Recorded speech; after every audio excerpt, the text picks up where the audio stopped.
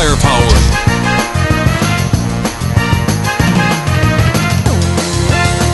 Forex firepower. Own it today.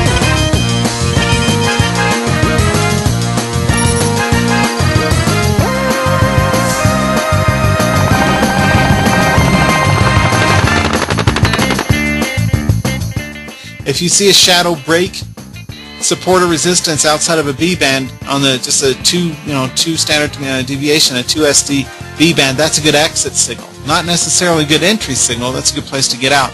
This is a double confirmation, right? This is a shooting star plus it's over the Bollinger Band here in our euro dollar. Those kind of patterns really make a big difference.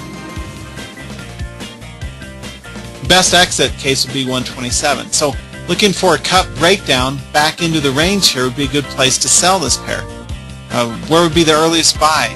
Personally, I wouldn't want to buy this thing unless it gets well over the 134, just because the risk-reward isn't good. If I were to buy, say, right here over the 132.5, it's likely to just move up here. That might be a good entry, but the risk-reward isn't as good as it is for some of the other pairs.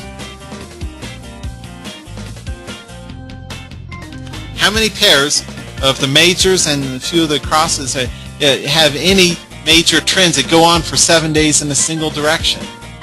You don't see that. So as a currency trader, one of the things you need to be very sensitive to doing is setting your exit targets based on 7-day high lows or the number of pips that it has moved in the total range, and just look to capture half of the range. That's another good trade management strategy. The 3-day chart is not as powerful. Again, the shorter the time interval, just for any kind of trading you do, if you've been trading for as many years as I have, you know what I'm talking about.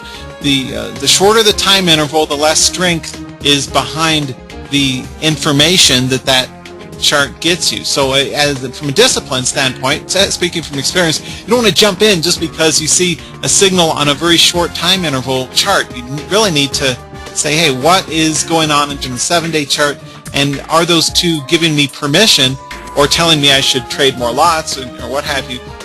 Scale up or down the size based on the strength of the pattern. If you still want to trade it, at least trade lighter and then only add to it once it confirms a good strong breakout, breakdown, or pivot, depending on the direction that you're in that pair for your entry.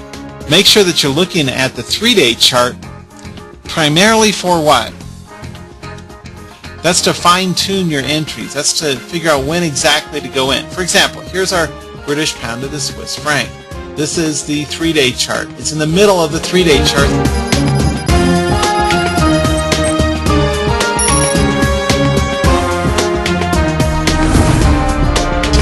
Forex firepower.